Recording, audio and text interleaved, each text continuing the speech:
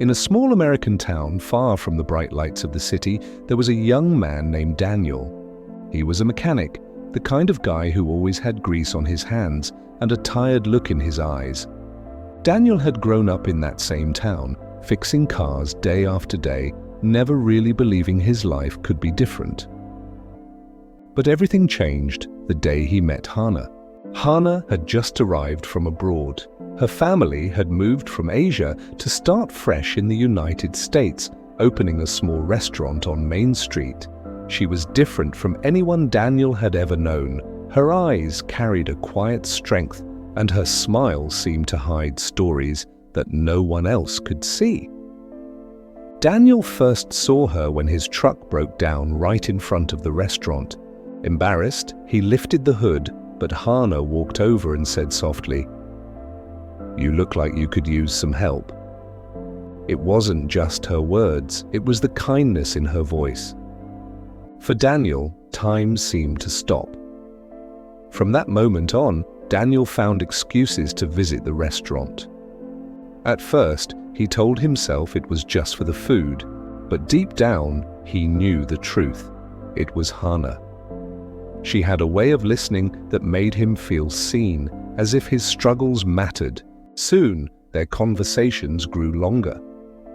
She told him about her family's sacrifices, how her father worked endless hours in the kitchen, and how her mother dreamed of giving Hannah a better future. Daniel, in turn, shared his own fears, how he felt trapped in a small town with no chance to escape the routine that had defined his whole life. But not everyone was happy about their friendship. Some of the locals looked at Hannah and her family with suspicion. "They don't belong here," Daniel overheard one night at the diner. Others whispered behind his back, "Why waste time with her? She's not like us." The more Daniel tried to ignore the voices, the louder they became. And yet, every time Hannah smiled at him, every time she handed him a plate of food with gentle hands, he knew he couldn't walk away. One evening, as the sun set over the quiet town, Daniel and Hannah sat outside the restaurant. She looked at him with serious eyes and whispered, "Do you believe people from different worlds can truly be together?" Daniel hesitated, his heart pounding, but before he could answer, Hannah's father stepped outside. His eyes were sharp, his voice firm. "Daniel, we need to talk." Daniel's chest tightened. He had no idea what was coming, but deep down he knew his life was about to change forever. Daniel froze when Hannah's father spoke. The man's face was stern, his hands rough from years of cooking, his eyes full of both suspicion and concern. Daniel stood up quickly, wiping his greasy hands on his jeans, unsure of what to say. "Daniel," the father began slowly, his accent heavy but his words sharp. "I see you with my daughter. I see how you look at her. And I need you to understand. Our family came here with nothing. We work day and night to build a life, to build respect.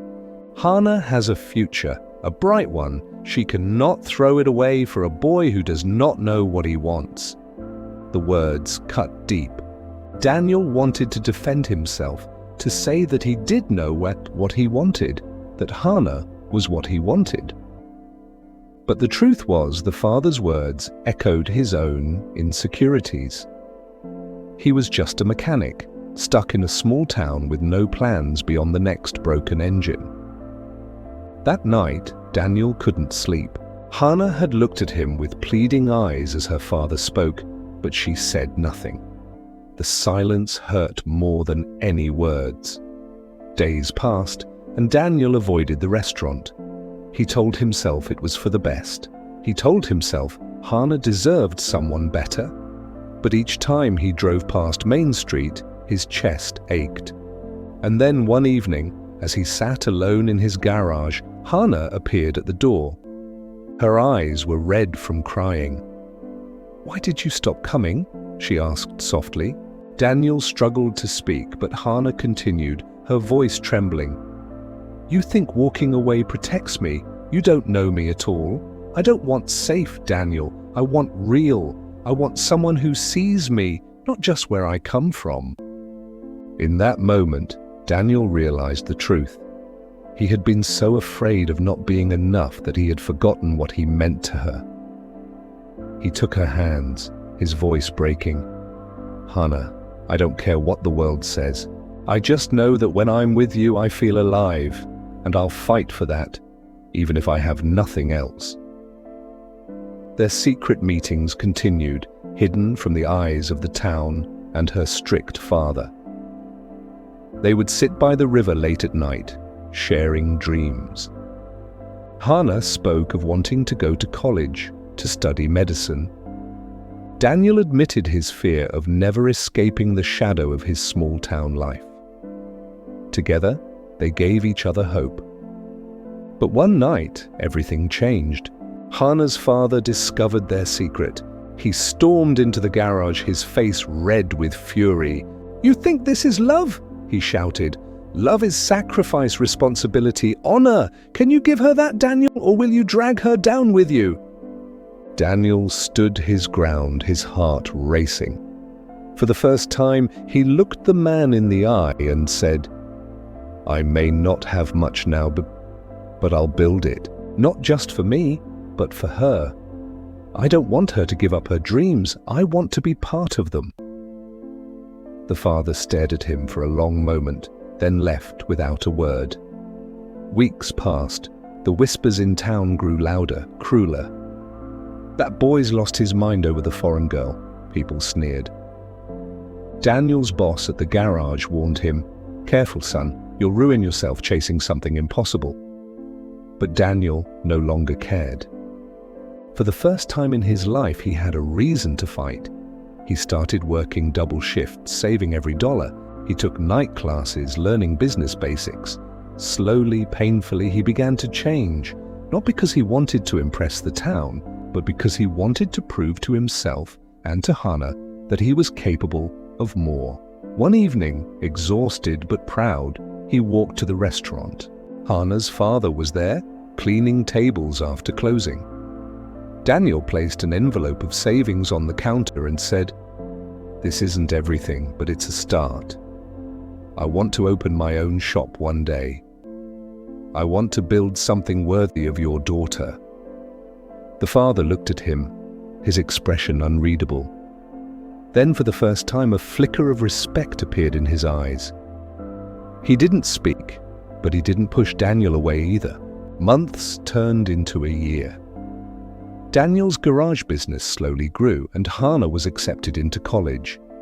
On the night before she left, they sat together under the stars. She whispered, "I was afraid you'd give up." Daniel smiled, tired but hopeful. "Not on you, never on you." Years later, people in town no longer laughed at Daniel. They spoke of the mechanic who built his own business, of the young woman who became a doctor, and of a love that survived doubt, whispers, and fear. The lesson? Love is not about where you come from, it's about what you are willing to build together. Sometimes the world will try to convince you that you're not enough, but the truth is, the greatest strength comes when you refuse to give up on each other, even when everything else falls apart.